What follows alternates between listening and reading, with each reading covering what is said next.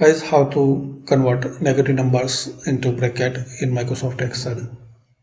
Select your data and click on Format Cells.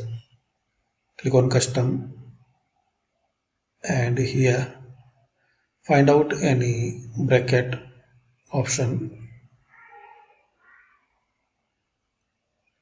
So we have this option, or you can type similar hash comma double hash 0 and this dash closing bracket semicolon opening bracket before hash comma double hash 0 and closing bracket, then click on OK.